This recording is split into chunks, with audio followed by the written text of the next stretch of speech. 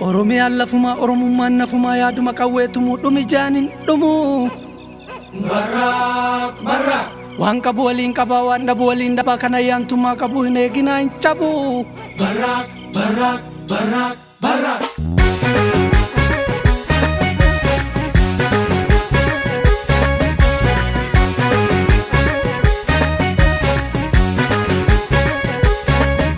Gaafa guulaa nu guulchisa gaafa duulaa nu duulchisa waan galgala abbaa eeggatu yoo beekkatan guyyaan beekkatu goonni diinaan girree bu'a gaafa xiiqii sabaaf du'a gaafa roorro ilmi dhiiraa gaafa xiiqii ilmi dhiiraa xiyyaara qabsoo keenya hayyootatu bararse beenzinni isaa dhiigaa fongubee lafeetti cabse mul'is gadaa Mustafaa Harawee qabsoo sirbaa fi dhukaasa qawwee.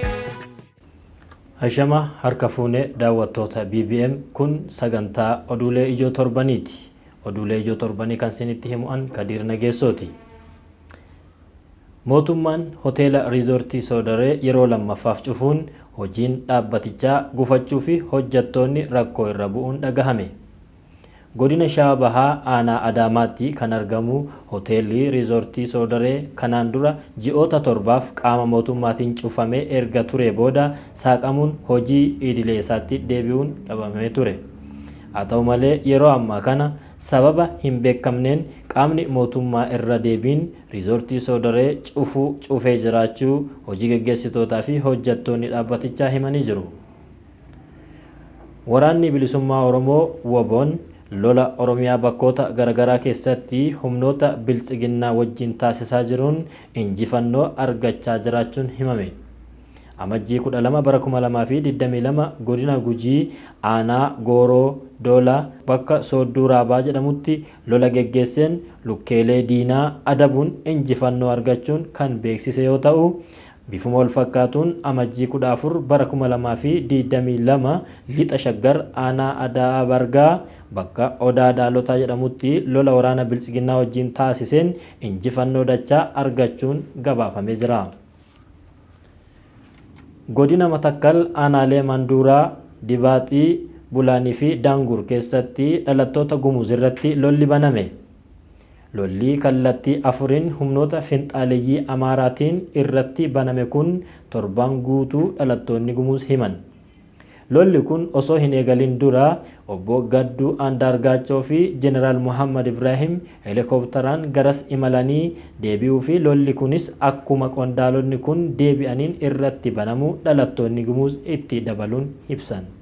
Hiikamuu hoggantoota siyaasaa bu'aa qabsoo uummata Oromoo waan ta'eef hanga hidhamtoonni siyaasaa Oromoo hundi hiikamanitti qabsoon kan itti fufu ta'uu gurmuun gargaartota Koongireesii Federaalawaa Oromoo idil addunyaa beeksise.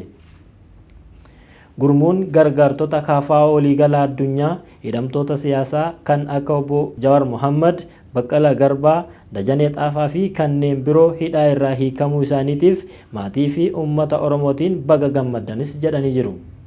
Biiroon Barnoota Oromiyaa loogoo duraan itti fayyadamaa ture jijjiiruun qeeqa guddaa kaase.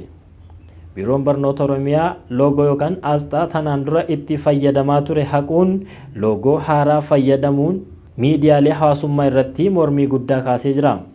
Loogoon Biiroo Barnoota Oromiyaa tanaan dura itti fayyadamaa ture odaa, alaabaa abbaa gadaa, guca yookiin xombora kitaabaa fi qubee Abacaadhaa kan of irraa qabu yoo ta'u inni haaraan tibbana miidiyaalee hawaasummaa irratti ijoo dubbii ta'e kun garuu suuraa kitaabaa fi maqaa waajjirichaa qofa irraa kan qabudha.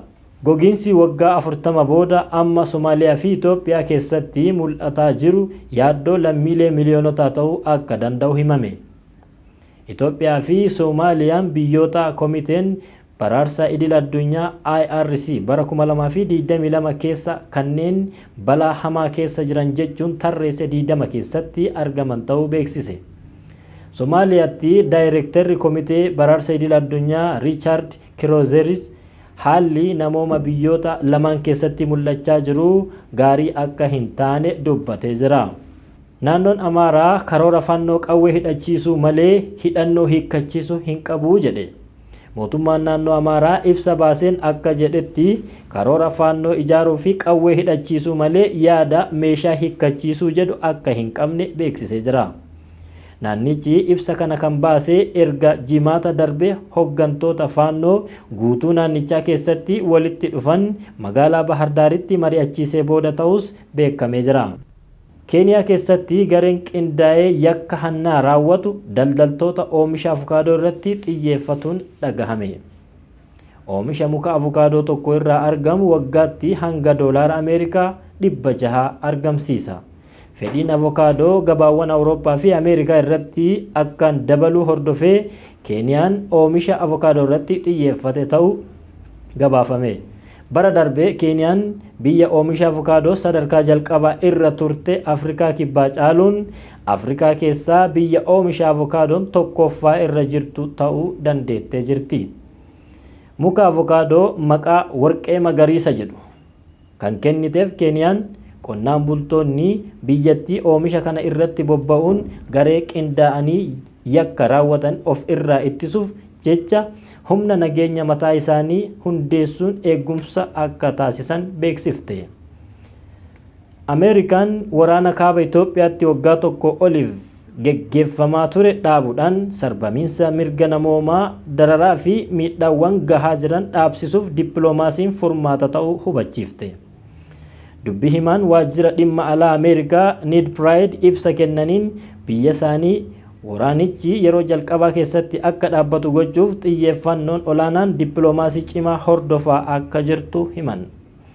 Torban darbee keessa pirezidaantiin Ameerikaa Joe Biden ministeera muummee Itoophiyaa Abiy Ahmad waliin haala waraanichi marii ittiin xumuramu ilaalchisuun yeroo jalqabaaf bilbilaan kan mari'atan yoo ta'u, Ned Price marii bilbilaan taasifame kun qaama dippiloomaasii ta'uu ibsanii jiru.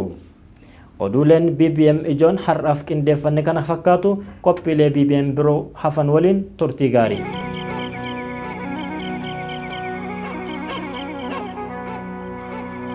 Oromiyaan lafumaa Oromummaan nafumaa yaaduma qawweetumuu dhumi jaanin dhumuu. Barraaq barraaq. Waan qabu waliin qabaa waan dhabu waliin dhabaa kana yaantummaa qabu hin eeginaa hin cabu. Barraaq barraaq barraaq barraaq.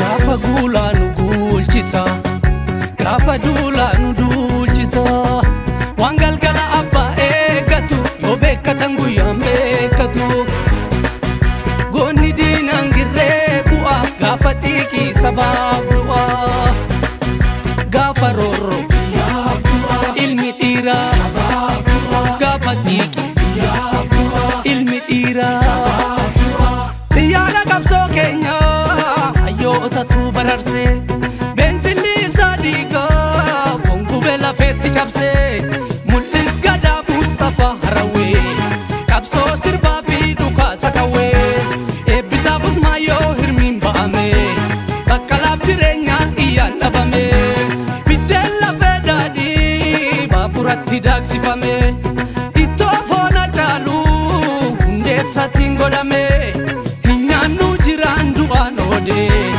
nuti hima baafanna gumaa koodee waleen ormaa sirna ofiif kaatti dhalee maalimaa wajjin kaatti.